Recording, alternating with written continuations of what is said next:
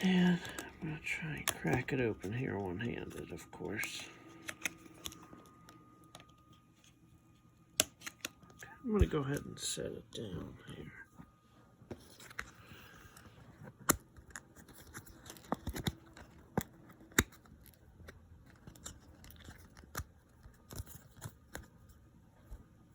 So I'm going to go ahead and gently pull it out. Seems to have an inner sleeve. So I'm just going to try and get a hold of that and not touch the actual card. Alright, here we go. Pulling it out. First impressions. Seems to have the correct texture, the correct shade.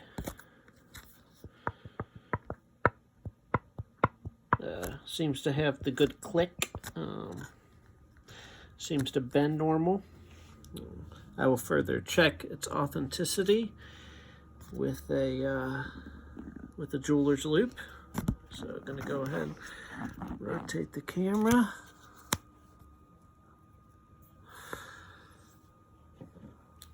There's a few things I'm going to check for, but I do not think this is fake.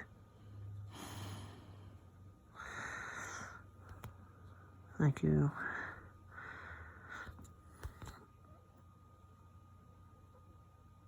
There's a few key ways to tell.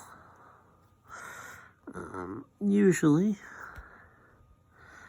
your best way to tell is usually texture, bend, but got a little mark right there. Huh.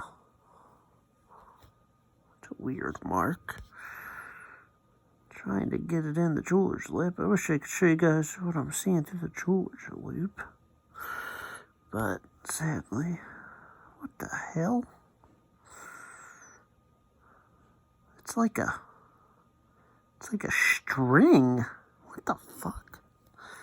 It's like a gunk on there, and then there's a string in it. What? Okay, hold on. Looks like it's scraping right off. Doesn't seem to have done anything to the card. That was weird. Let me see if I can get it back on there now. It was like, you could see a string in it. Like, what the fuck?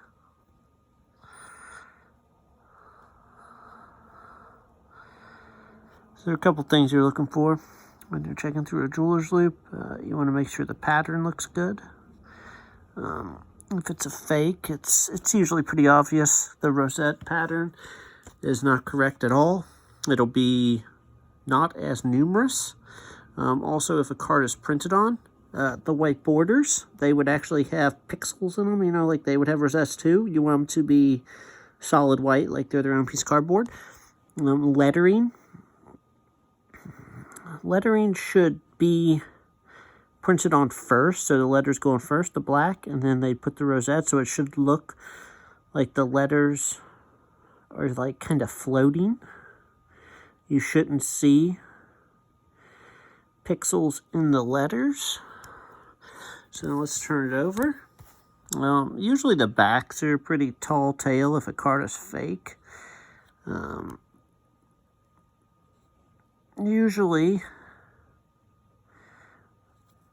if you check each color ball, or, you know, color of magic, those are usually pretty hard for them to replicate. There's certain things in each one of the balls that have to be in there for them to be authentic, and most of the time, if the fakers wanted to do that, it would cost a lot of money, and by that point, I just don't think it'd be worth it, so they just try and get it past people who don't look.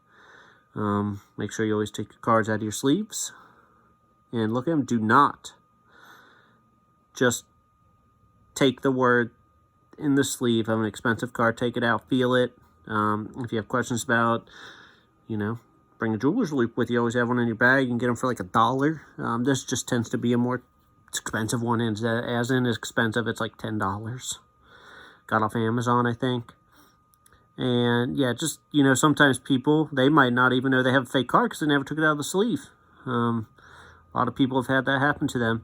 Now I'm going to go ahead and just double sleeve it. Everything looks good. This card is authentic, and I appreciate Reed Collectibles for being authentic. The card is more than playable, and that's all I'm worried about. I'm just going to play with the card, but you see that click it does?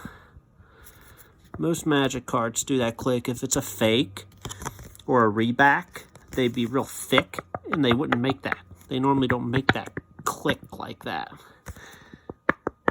Yeah, you want to hear that click. That's a good click. If it was a fake Magic card, it probably wouldn't do it very good. It'd probably like get a bend or a dimple in it. Rebacks with dual lands are a very, very common market, so you need to be very careful. You can normally tell by thickness of the card. Collectibles also have square edges, while real ones, have rounded.